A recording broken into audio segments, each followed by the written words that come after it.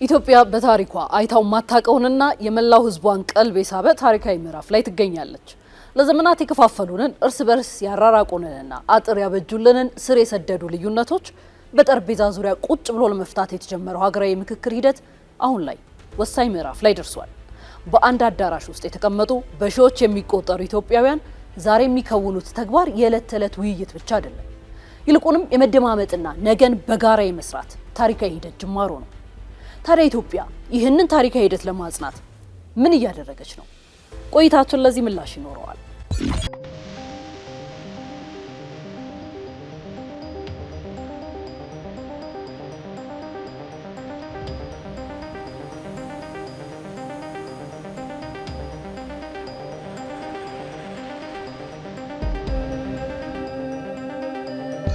በአሁኑ ወቅት ሀገራዊ ምክክር ሂደቱ ላይ የተሰበሰቡት ተሳታፊዎች በስምንት አበይት የጋራ አጀንዳዎች ላይ በጥልቀት እየመከሩ ነው።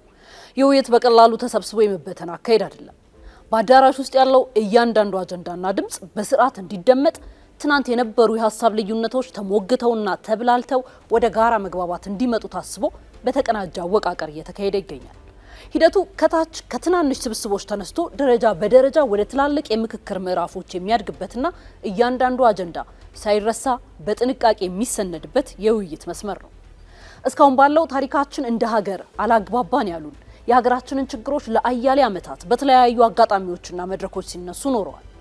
ነገር ግን ሁሉንም የማህበረሰብ ክፍሎች ያሳተፈ የጋራ መድረክና መግባባት መፍጠር ሳይቻል ቆይቷል። በዚህም የአሁኑ ሀገራዊ ምክክር ሂደት ሁሉንም የህብረተሰብ ክፍሎች ያካተተ በመሆኑ አዲስና ታሪካዊ ያደርገዋል። አርሶ አደሮች፣ አርብቶ አደሮች፣ የፖለቲካ ፓርቲዎች፣ የሃይማኖት አባቶች፣ ሴቶችና አካል ጉዳተኞች በዚህ ምክክር ተሳታፊ ናቸው። የዚህ ምክክር ሂደት ትልቁ ስኬት የሚመነጨው በተከተለው የአወቃቀር ዘዴና የኮንሰንሰስ ወይም የመግባባት ዲሞክራሲ መርህ ላይ ነው። ይህንን እውን ለማድረግም ውይይቱ የሚጀምረው አስር ሰዎች በያዙ አነስተኛ ቡድኖች ነው። እዚህ ደረጃ ላይ ተሳታፊዎች እርስ በርስ በመተዋወቅ ፍርሃትና ስጋታቸውን አስወግደው በግልጽና በጥልቀት ሀሳባቸውን ያንሸራሽራሉ።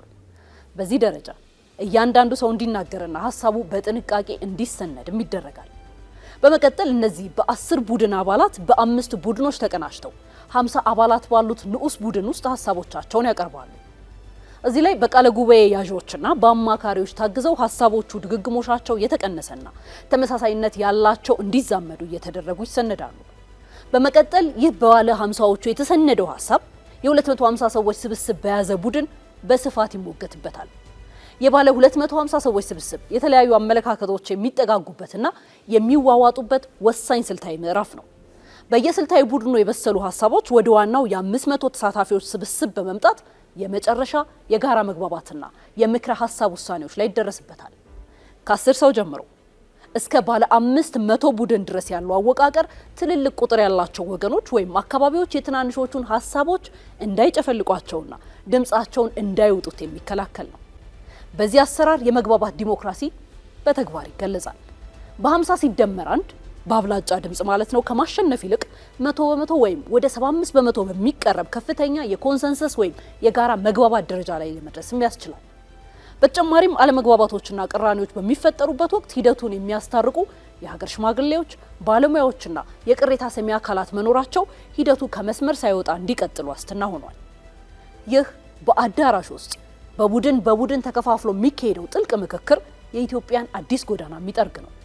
ሂደቱ የቱንም ያህል ረጅም፣ አታካችና ብዙ ጥንቃቄ የሚፈልግ ቢሆንም ውጤቱ ግን የመላው ህዝባችንን የዘመናት ምኞት ምላሽ የሚሰጥ ነው። በልዩነት የተራራቁና ጽንፍ የቆሙ ኃይሎችን ወደ መሃል የሚያመጣ የቆሰሉ ልቦችን የሚያክምና ዘላቂ ሀገራዊ መግባባትን የሚፈጥር ታላቅ ተስፋ ነው። ኢትዮጵያ ምክክሯን ስትጨርስ ሙሉ ትኩረቷን ጉልበቷንና ሀብቷን በማልማት ላይ በመዋል ወደ ሁለንተናዊ ብልጽግና የምታደርገው ጉዞ የተፋጠነ ይሆናል።